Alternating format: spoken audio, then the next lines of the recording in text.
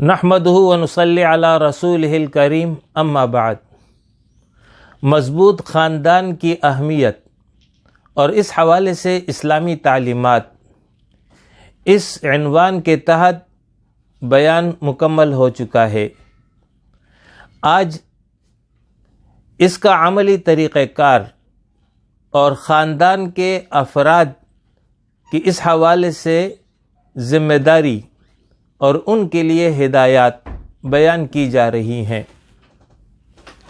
یہ بات تو واضح ہو چکی کہ مضبوط اور مستحکم خاندان ہی افراد کو دین اور اخلاق پر قائم رکھتا ہے اور فتنوں سے انہیں محفوظ رکھتا ہے۔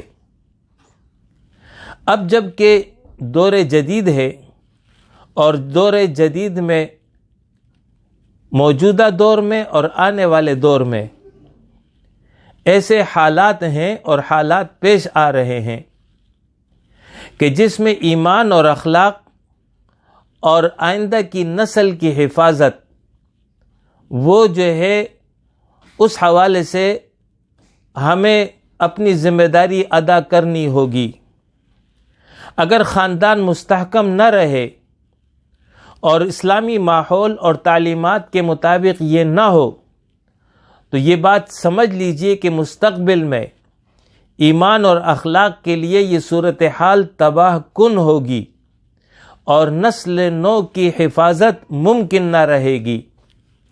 لہذا ایمان اور اخلاق کی سلامتی، آخرت کی فلاح اور دنیا میں خوشگوار ماحول کے لیے ہم پر لازم ہے کہ اپنے خاندانی نظام کو مضبوط کریں اور اسے اسلامی رنگ دیں۔ اس حوالے سے جن امور سے استحکام خاندان آتا ہے اسے اختیار کریں، اور جن امور سے خاندان میں ضعف اور کمزوری پیدا ہوتی ہے اس سے اجتناب کریں۔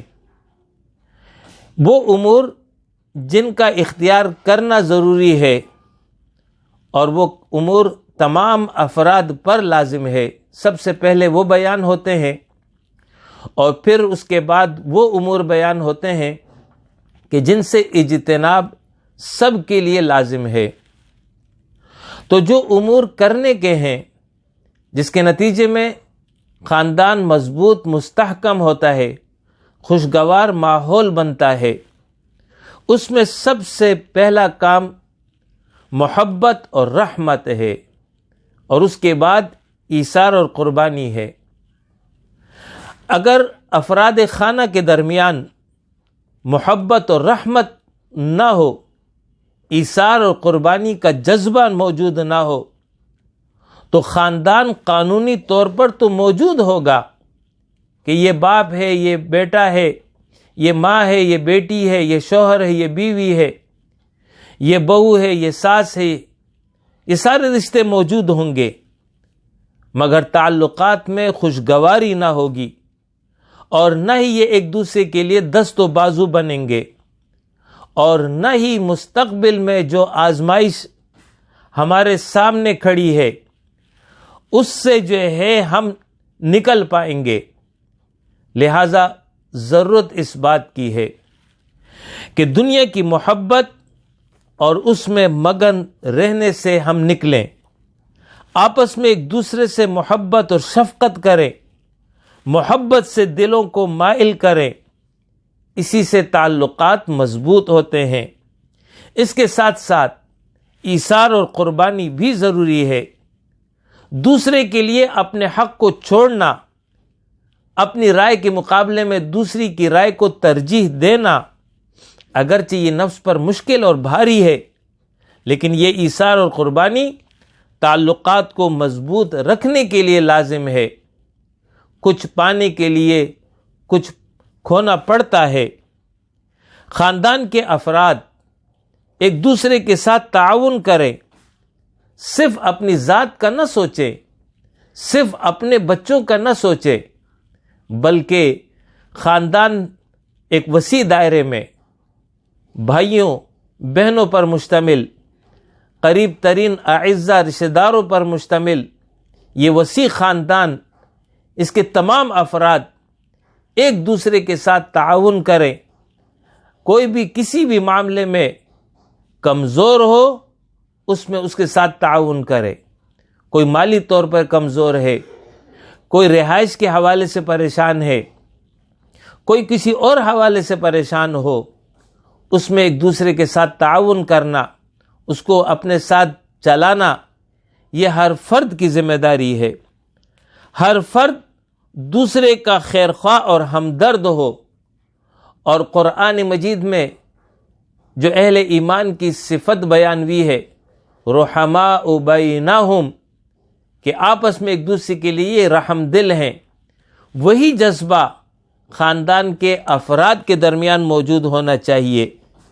دوسروں سے حسن ظن رکھیں، غلطیوں پر درگزر اور معاف کرنے کا رویہ ہو. یہ کیفیت کہ معافی ہو، درگزر کی صورت ہو، یہ تبھی ممکن ہے جب صبر موجود ہو. جتنا آپ صبر اختیار کریں گے اسی صورت میں آپ جو ہے اس صفت کو اپنا سکتے ہیں کہ دوسروں کو ان کی غلطیوں پر معاف کر دینا، درگزر کر دینا. اگر کسی کی طرف سے زیادتی بھی ہو جائے تو اس کو نیکی کی صورت میں اس کے ساتھ احسان کا معاملہ کریں.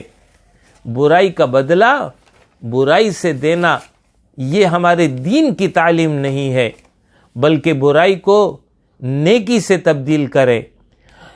کوئی بھی شخص آپ کے ساتھ برائی کرے، یہ عام فارمولہ ہے قرآن کا کہ کوئی بھی آپ کے ساتھ برائی کرے تو اس برائی کو نیکی سے دور کرو. ادفع باللتی ہی احسن. اور قرآن نے یہ بتایا ہے کہ اس کا نتیجہ یہ ہوگا کأنہ ولی حمیم. جو تمہارا برا سوچ رہا تھا، جو تمہارے ساتھ برائی کر رہا تھا، وہ تمہارا جگری دوست بن جائے گا. تو پھر تو خاندان کے جو افراد ہیں ان کے لیے تو یہ زیادہ لازم ہے کہ افراد میں سے کسی فرد سے کوئی زیادتی ہو جائے تو اس کو معاف کرنا اور اس کے جواب میں اس کے ساتھ احسان کا معاملہ کرنا، اس کے نتیجے میں دلوں میں محبت پیدا ہوتی ہے، تعلق مضبوط ہوتا ہے. لہٰذا یہ وہ امور ہے جو تمام افراد نے اختیار کرنا ہے. محبت اور رحمت کا رویہ، ایثار اور قربانی کا رویہ. اس کے ساتھ ساتھ وہ امور جن سے بچنا لازم ہے، یہ تمام افراد کے لیے ہے. اس میں نمبر 1 بدگمانی، کسی کے بارے میں برا گمان کرنا یہ درست نہیں ہے. کسی بھی معاملے کے ایک سے زیادہ پہلو ہوں تو اس کو جو ہے برائی والے پہلو پر نہ لے جائیں، بلکہ کوشش کریں کہ اس میں جو اچھا پہلو ہو اس کو ترجیح دیں.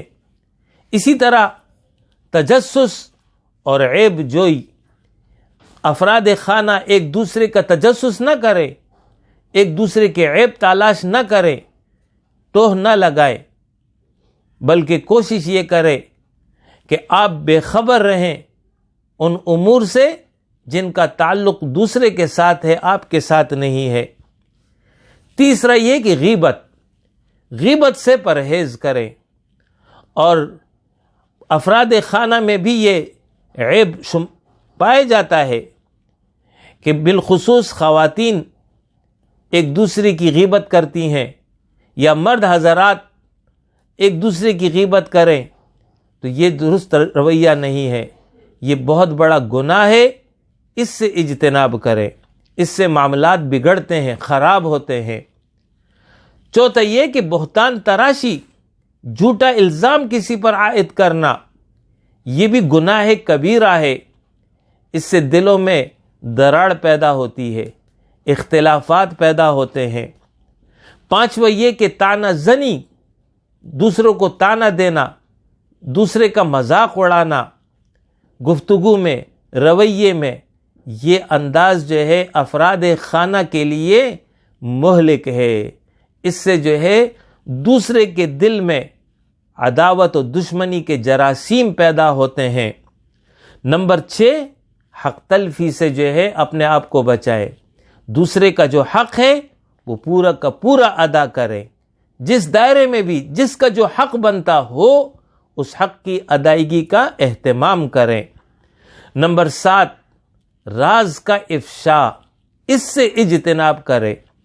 اگر کسی کا عیب آپ کے علم میں آ گیا ہے تو اس کی تشہیر نہ کریں، اس کو نہ پھیلائیں، بلکہ تعلیم یہ ہے ہمارے دین کی کہ اگر کسی کے عیب پہ تم مطلع ہو جاؤ تو اس پر پردہ ڈال دو، اس کو چھپا دو، اور اس پر اتنا بڑا اجر ہے جیسے کہ زندہ درگور ہونے والی لڑکی کو کسی نے بچا لیا، اس پر جو اجر اور ثواب ہے، اسی طرح کسی کے عیب پر مطلع ہونے کے بعد اس کو چھپا دینا، اس پر جو ہے پردہ رکھنا، یہ بھی بہت بڑے اجر والا معاملہ ہے۔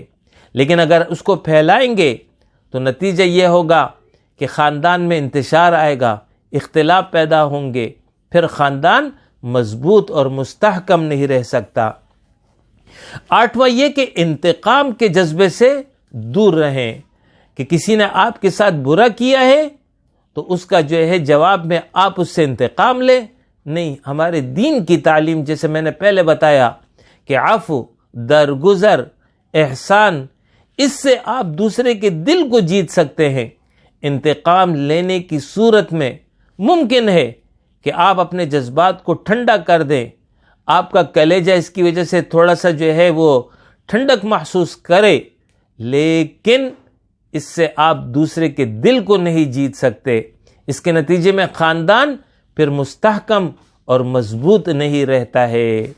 اسی طریقے سے تمام افراد پر یہ لازم ہے کہ وہ انا اور ضد کی کیفیت سے دور رہے، کہ کسی بھی معاملے میں وہ اگر انا پر آ جائیں، ضد پر آ جائیں تو اس سے معاملہ خراب ہوتا ہے، چاہے وہ معاملہ میاں بیوی کے درمیان ہو، چاہے جو ہے وہ ساس اور بہو کے درمیان ہو، یا کسی بھی دو افراد کے درمیان ہو، ہرگز انا اور ضد جو ہے نہ اختیار کی جائے۔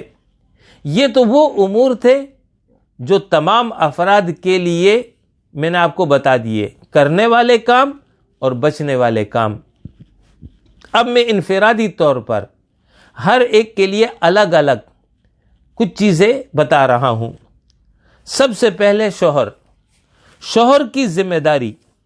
شوہر کی یہ ذمہ داری ہے کہ بیوی کے پورے حقوق ادا کرے، اس کے ساتھ حسن سلوک کا رویہ رکھے، نرم رویہ، محبت، شفقت، پیار والا رویہ، اس کی غلطیوں سے صرف نظر کرے، معاف کر دینا، یہ جو ہے رویہ اختیار کرے، بیوی کو اس کا مقام دے، تحقیر اور تذلیل سے دور رہے۔ اسی طریقے سے بات بات پر غصہ کرنا، بات بات پر ڈانٹ ڈپٹ کرنا، یہ درست رویہ نہیں ہے، بلکہ اس سے جو ہے دلوں میں ایک دوسرے کے لیے میل پیدا ہوتا ہے، عداوت پیدا ہو جاتا ہے۔ لہذا اس کیفیت سے آپ نے اپنے آپ کو دور رکھنا ہے۔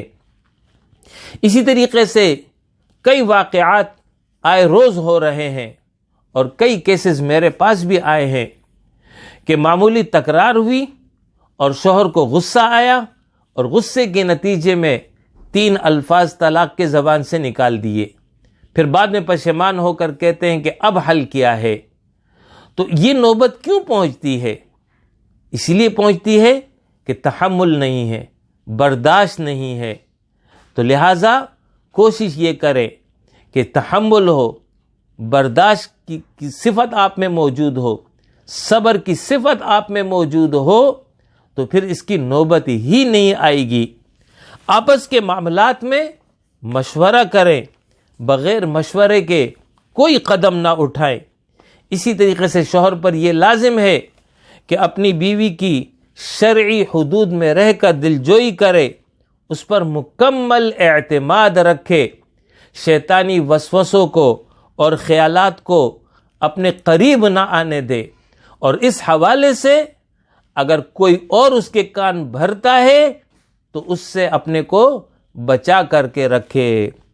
اسی طریقے سے شوہر کی یہ بھی ذمہ داری ہے کہ بحیثیت بیٹا اپنے والدین کے ساتھ حسن سلوک کا رویہ رکھے، ان کی خدمت کرے، ان کے ساتھ رہائش رکھے۔ ضروری نہیں ہے کہ ایک ہی گھر میں رہائش ہو، اگر ایک ہی گھر میں رہائش ممکن نہیں ہے تو قریب ترین جو ہے اپنے لیے رہائش رکھے تاکہ ان کی خدمت آسانی سے کی جا سکے۔ یہ نہیں کہ آپ جو ہے شادی کرنے کے بعد اپنے ماں باپ کو چھوڑ کر کہیں اور چلے جائے، یہ رویہ درست نہیں ہے۔ جس طرح بچپن میں انہوں نے آپ کی تربیت اور پرورش کی ہے تو اب بڑھاپے میں ان کی خدمت آپ پر لازم ہے۔ صرف نوکر، صرف دوائی یہ کافی نہیں ہے، بلکہ جب بھی وہ محسوس کرے تو اپنے قریب اپنے بیٹے یا بیٹی کو پائے۔ لہٰذا یہ میری تاکید ہے کہ شادی کے بعد اپنے ماں باپ کو اپنوں سے دور نہ کرے۔ یہ تو اولڈ ہاؤسز، یہ ہمارا رویہ نہیں ہے، یہ ہمارا طریقہ نہیں ہے، بلکہ اپنے ماں باپ کے سائے میں رہ کر کے آپ نے اپنی زندگی بسر کرنی ہے۔ اسی طریقے سے ساس اور بہو میں یا سسر اور بہو میں اختلاف ہو جائے، یعنی آپ کی اہلیہ اور آپ کی والدہ میں اختلاف ہو جائے، یا آپ کی اہلیہ اور آپ کے والد میں اختلاف پیدا ہو جائے، تو ایسی صورت میں موافقت پیدا کرنے کی کوشش کریں، ایک طرف جھک نہ جائیں، فریق نہ بنیں، بلکہ دونوں کے حقوق کا خیال رکھیں، کسی کی حق تلفی نہ ہو، اور اگر حق تلفی نہ ہو تو والدہ کی اطاعت کرے۔ یعنی اگر ایسی صورت ہو کہ جس میں اگر والدہ کی اطاعت کی جائے اور بیوی کی حق تلفی نہ ہو تو پھر بیوی کو کے بجائے اپنی ماں کی بات کو تسلیم کر لے، لیکن اگر بیوی کی حق تلفی ہوتی ہو تو پھر ماں کی بات کو نہ مانے، بلکہ بیلنس دونوں کو ان کا جائز حق دے، ماں کا حق ماں کو دے، بیوی کا حق بیوی کو دے۔ مرد پر سب سے زیادہ حق اس کی ماں کا ہے اور عورت پر سب سے زیادہ حق اس کے شوہر کا ہے، لیکن اس کا خیال رہے کہ اس کی وجہ سے دوسرے کی حق تلفی نہ ہو۔ اسی طریقے سے یہ بھی لازم ہے شوہر پر کہ وہ اپنے سسرال والوں کی عزت اور احترام کرے، اپنے ماں باپ کی طرح انہیں دیکھیں۔ اگر اس کے سسرال والے یعنی اس کی بیوی کے والدین اس کے گھر آ جائیں تو عزت سے پیش آئے، ان کے رائے اور مشورے پر عمل کرے، ان کی دعائیں حاصل کرے، اور اس کے ساتھ ساتھ چوتھا کام شوہر پر یہ ہے کہ بحیثیت باپ اپنے بچوں کی دینی تربیت کا خیال رکھے، عقیدہ اور اخلاق اور نیکی والے اعمال کی تربیت دیں، تعلیم اور تربیت کے لیے دینی مزاج کے حامل تعلیمی ادارے کا انتخاب کریں تاکہ وہ بچہ اسلامی ماحول میں عصری علوم بھی حاصل کرے، اس کا عقیدہ بھی محفوظ ہو، اور وہ جو ہے معاشرے کا ایک اچھا فرد بنے، اللہ کا فرمانبردار بندہ ہو، نماز کا پابند اسے بنائے، خود بھی نماز کی پابندی کرے اور اپنے بچوں سے بھی نماز کی پابندی کروائیں، اپنے بچوں کو اسلامی ماحول فراہم کریں، بچوں کو اپنی نگرانی میں رکھیں، غلط سوسائٹی اور غلط ماحول سے اپنے بچوں کو محفوظ رکھیں، ان کو بچا کر کے رکھیں، عقیدہ توحید، عقیدہ آخرت اس کو جو ہے بار بار یاد دہانی کروائیں، اس لیے کہ خوف الہی اور آخرت کی جواب دہی کا احساس ہی انہیں صحیح راہ پر گامزن رکھ سکتا ہے، ورنہ شیطان تنہائی کی حالت میں انہیں گناہ کی طرف مائل کر سکتا ہے۔ لہٰذا اگر دل میں خوف خدا ہوگا، آخرت کی جواب دہی کا احساس ہوگا، تو تنہائی میں بھی بچے گناہ سے دور رہیں گے۔ اس کے ساتھ ساتھ اپنے رب سے دعا بھی کرے کہ ربنا ہب لنا من ازواجنا و ذریاتنا قرۃ اعین، اے رب ہمارے بنا دے ہمارے لیے ہماری بیویوں سے اور ہمارے بچوں سے آنکھوں کی ٹھنڈک، یعنی وہ صالح ہوں، وہ نیک ہوں، وہ متقی اور پرہیزگار اور دیندار ہوں، تو یہ ہماری آنکھوں کی ٹھنڈک ہوں گے۔ وَجَعَلْنَا لِلْمُتَّقِينَ إِمَامًا، اور ہمیں متقین کا امام بنا دے، یعنی ہماری اولاد نیک اور متقی ہو، ہم اس کے امام ہیں۔ تو اس طرح کہ للمتقین اماما، ہم متقین کے امام ہوں، مطلب یہ کہ ہماری اولاد متقی ہو، پرہیزگار ہو، جس کے ہم امام ہیں۔ تو لہٰذا ایک طرف عملی کوشش بھی کرنی ہے، دوسری طرف اللہ سے دعا بھی کرنی ہے۔ یہ تو تھا شوہر کے حوالے سے، پھر اس کے ماں باپ اور پھر اس کے سسرال کے حوالے سے بنیادی ہدایات۔ اب میں بیان کروں گا بیوی کے حوالے سے طریقہ کار، ہدایات اور تعلیمات۔ بیوی کے لیے لازم ہے کہ شوہر کے ساتھ نرمی اور محبت کا رویہ رکھیں۔ سخت کلامی معاملات کو بگاڑ دیتی ہے۔ اگر کبھی کچھ ناگواری ہو بھی جائے تو اس کا جواب یہ نہیں ہے کہ سختی سے اس کو جو ہے جواب دے دیا جائے، نہیں، بلکہ نرمی محبت کے رویے سے جو ہے آپ اپنے شوہر کے دل کو اپنی جانب مائل کر سکتے ہیں۔ شوہر کی دلجوئی میں کمی نہ آنے دیں، قناعت اور سادگی اختیار کریں۔ شوہر کی آمدنی کے مطابق گھر کا نظام چلائیں۔ صبر، خدمت، حسن اخلاق سے آپ اپنے گھر کو مضبوط کر سکتی ہیں۔ اگر شوہر سے کبھی شکایت پیدا بھی ہو جائے کسی بھی حوالے سے، تو شکایت کے بجائے شکوہ کا انداز اپنائیں، اس سے جو ہے وہ آپ کی طرف متوجہ ہوگا۔ اور اس بات کا خیال رکھیں کہ شوہر کی شکایت، شوہر کا عیب کسی کے سامنے ظاہر نہ ہو۔ ہن لباس لکم وانتم لباس لہن، قرآن نے یہ بتایا ہے کہ بیویاں شوہر کے لیے بمنزلہ لباس ہے اور شوہر بیوی کے لیے بمنزلہ لباس ہے، اور لباس کا کام یہ ہوتا ہے کہ وہ عیب کو چھپاتا ہے۔ لہٰذا اپنے شوہر کے کسی بھی عیب کو کسی کے سامنے بیان نہ کرے۔ کوئی شکایت پیدا ہو گئی ہے، اس شکایت کا اظہار کسی کے سامنے نہ کریں۔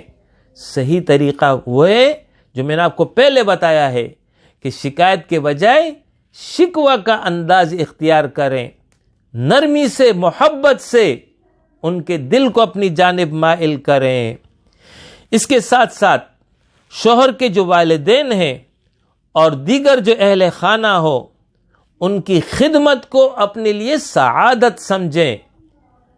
ساس کی خدمت، سسر کی خدمت، یہ اگرچہ عذر شریعت لازم نہیں ہے، لیکن یہ بات سمجھ لیجئے کہ خاندان صرف قانون کی بنیاد پر نہیں چلتا ہے، بلکہ خاندان اس وقت چلتا ہے جہاں تقویٰ ہو، جہاں عدل ہو اور جہاں احسان کی صفت موجود ہو۔ لہذا احسان کا یہ دائرہ ہے کہ شوہر کے والدین کی خدمت کریں، ان کی اطاعت اور ان کی دلجوئی کریں، تو یہ اپنے لیے اس کو سعادت سمجھیں۔ ان کی طرف سے ناگوار رویہ اور باتوں پر صبر کریں، معاف کرنے کا رویہ اپنائیں۔ والعافین عن الناس، اللہ رب العالمین ان لوگوں کو پسند کرتا ہے جو لوگوں کو معاف کر دیتے ہیں۔ اگر کبھی آپ کے ساتھ زیادتی ہو جائے تو اس کا جواب یہ ہے کہ آپ معاف کر دیں، درگزر کر دیں، محبت سے دلوں کو تبدیل کریں۔ اس کے ساتھ ساتھ بلا ضرورت میکے جانے سے گریز کریں، اپنے گھر کو مضبوط اور مستحکم رکھیں۔ بحیثیت ماں اپنے بچوں کی دینی اور اخلاقی تربیت کا اہتمام کریں، گھر کا ماحول اسلامی بنائیں، صحیح عقیدہ اور صحیح عمل کی رہنمائی اپنے بچوں کو کریں۔ سیرت النبی صلی اللہ علیہ وسلم، سیرت صحابہ، سیرت صحابیات اور انبیاء علیہ السلام کے واقعات اپنے بچوں کو سنائیں۔ ابتدا سے بچوں کو نماز کا پابند بنائیں۔ لڑکے ہوں ان کو مسجد بھیجیں، لڑکیاں ہوں آپ خود بھی نماز کی پابندی کریں۔ جب آپ نماز پڑھتی ہوں تو برابر میں اپنی بچیوں کو دوسرے جانماز پر جو ہے ان کو کھڑا کر دیں، وہ آپ کی نقل اتاریں گی، آہستہ آہستہ عادت پڑ جائے گی۔ اسی طریقے سے چھوٹی بچیوں کو شرم اور حیا اور پردے کی تعلیم دیں۔ بچپن سے ہی اگر آپ نے ان کو پردے کی عادت ڈلوا دی تو انشاءاللہ تعالی مستقبل میں بھی وہ پردے کو اختیار کریں گی۔ اس کے بعد شوہر کے ماں باپ کی ذمہ داری اور اس حوالے سے کرنے والے امور میں بیان کر رہا ہوں۔ شوہر کے والدین کو یہ بات سمجھنا چاہیے کہ بحیثیت بڑے اور بزرگ کی یہ ذمہ داری ہے کہ اپنے بیٹے اور بہو کی اصلاح کریں، ان کے ساتھ اچھا رویہ رکھیں، نیکی اور تقوی کا ماحول بنائیں۔ ان کے خانگی معاملات یعنی اپنے بیٹے اور بہو کے جو خانگی معاملات ہیں، ازدواجی معاملات ہیں، ان میں ہرگز مداخلت نہ کرے، ان کو اپنے حساب سے زندگی گزارنے دیں۔ اپنی بہو کو بیٹی کا درجہ دیں، اس کی غلطیوں پر عفو درگزر سے کام لیں۔ جیسے میں نے پہلے بیان کیا کہ وہ جو ہے والعافین عن الناس، معافی کا رویہ اختیار کریں جو اللہ کو پسند ہے۔ اسی طریقے سے ساس اور سسر کی بھی یہ ذمہ داری ہے کہ وہ بہو کی غلطی پر معافی کا رویہ اپنائے، اس سے وہ اللہ کے محبوب بنتے چلے جائیں گے۔ طنز و تشنیع، بلا وجہ ڈانٹ ڈپٹ، اس سے پرہیز کرے۔ اپنے بیٹے اور بہو کے عیوب اور کمزوریوں کو ہرگز لوگوں کے سامنے اور کسی مجلس میں بیان نہ کرے۔ اس سے جو ہے خاندان کمزور ہوتے ہیں، دلوں میں رنجشیں بڑھتی ہیں، اختلافات وسیع تر ہوتے چلے جاتے ہیں، اور اس کے ساتھ ساتھ یہ غیبت بھی ہے۔ اور ایک حدیث کا مفہوم یہ ہے کہ غیبت آخرت میں جو ہے اشد من الزنا، یہ جو ہے زنا سے بھی زیادہ سخت ہے، لہذا اس سے جو ہے پرہیز کریں۔ ان کی تحقیر اور تذلیل بھی جو ہے غیبت میں ہوتی ہے، لہذا کسی بھی صورت میں یہ عمل درست نہیں ہے۔ آخر میں بیوی کے جو ماں باپ ہیں ان کی ذمہ داری بیان کر رہا ہوں۔ ان پر یہ لازم ہے کہ داماد کو بیٹے کا درجہ دیں، حسن سلوک کا رویہ رکھیں، تحقیر اور تذلیل سے اجتناب کریں۔ آپ کے گھر آ جائیں تو عزت اور احترام، خندہ پیشانی اور عمدہ رویے کا مظاہرہ کرے۔ اگر داماد کی طرف سے زیادتی بھی ہو تو درگزر سے کام لیں، چھوٹی چھوٹی باتوں پر گھروں کو برباد نہ کریں۔ اور یہی ذمہ داری بیوی کے بھائیوں اور بہنوں کی بھی ہے، میاں بیوی کے معاملات میں ہرگز مداخلت نہ ہو۔ دونوں طرف کے ماں باپ کی ذمہ داری ہے کہ میاں بیوی کے رشتے ازدواج کو وہ مستحکم کریں۔ اگر خدا نخواستہ یہ خاندان ٹوٹتا ہے تو اس کا اثر ان کی اولاد پر ہوگا، اور اس سارے وبال کا گناہ ان کے والدین یعنی شوہر اور بیوی کے جو والدین ہیں چاروں، ان سب پر ہوگا جنہوں نے ذمہ داری کا مظاہرہ نہیں کیا۔ اس کے ساتھ ساتھ بحیثیت دادا دادی اور بحیثیت نانا اور نانی اپنے پوتوں اور پوتیوں، نواسوں اور نواسیوں کی دینی تربیت کا خیال رکھیں۔ آج سے 30-40 سال پہلے کا ماحول اگر ہم یاد کریں تو ہمارے سامنے یہ ماحول آ جاتا ہے کہ چھوٹے بچوں کی تربیت میں دادا دادی، نانا نانی ان کا بہت بڑا کردار ہوتا تھا۔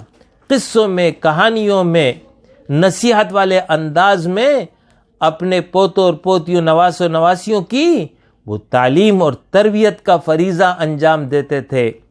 آج تو جدید وسائل ہیں اور ان جدید وسائل نے ہر ایک کو مصروف کر دیا ہے۔ ہر ایک اپنے اپنے موبائل میں، اپنے اپنے لیپ ٹاپ میں مشغول اور مصروف رہتا ہے، بچوں کے لیے ٹائم نہیں دیتا ہے۔ لہٰذا دادا اور دادی، نانا اور نانی ان پر لازم ہے کہ وہ اپنے پوتوں اور پوتیوں، نواسوں نواسیوں کو ٹائم دیں، ان کی دینی تربیت کا پورا خیال رکھیں۔ اس طرح میں نصیحت کروں گا والدین کو بھی کہ وہ اپنے بچوں کو اپنے والدین یعنی بچوں کے جو دادا دادی، نانا نانی ہیں ان کے پاس بھیجیں تاکہ وہ جو ہے ان سے دین سیکھیں۔ آخری بات یہ ہے کہ تمام افراد اسلامی اجتماعیت کے ساتھ جڑیں، بچے بھی، خواتین بھی، مرد حضرات بھی، اس لیے کہ نیک اجتماعیت جو ہے وہ نیکی کی طرف انسان کو مائل کرتی ہے۔ لہٰذا جو اچھی اجتماعیت ہو نیکی کی، اس اجتماعیت کے ساتھ خود بھی جڑیں اور اپنے بچوں اور خواتین کو بھی جوڑیں۔ ایک حدیث کا مفہوم ہے کہ نبی کریم صلی اللہ علیہ وسلم نے فرمایا ہے کہ شیطان کی مثال بھیڑیے کی ہے، اور بھیڑیا اس بکری کو دبوچتا ہے جو ریوڑ سے ہٹ کر اور کٹ کر چلتی ہے۔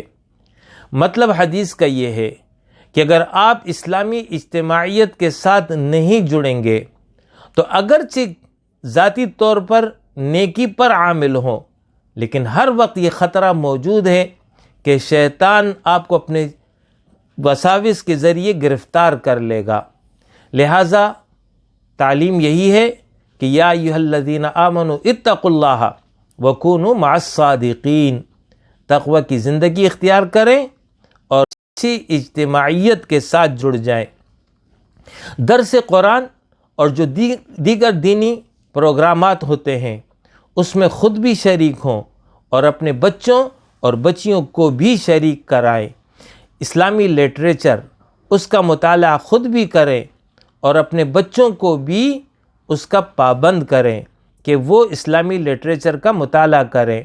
گھر میں ایسا ماحول بنائیں کہ اجتماعی درس کی شکل ہو، یعنی تمام اہل خانہ دن میں کسی بھی وقت جمع ہو جائیں اور اس وقت جو ہے کسی تفسیر سے جو ہے وہ تھوڑا سا قرآن کا مطالعہ ہو جائے، اسی طریقے سے حدیث کا مطالعہ ہو جائے۔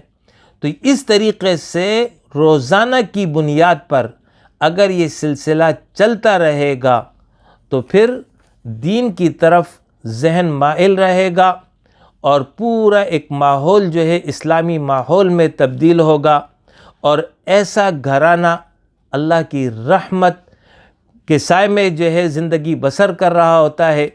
اللہ رب العالمین کی رحمت ان کی طرف متوجہ رہتی ہے اور شیطان اور اس کے چالوں سے وہ خاندان محفوظ رہتا ہے۔ اقول قولی ھذا واستغفر اللہ لی ولکم ولسائر المؤمنین وآخر دعوانا ان الحمد للہ رب العالمین۔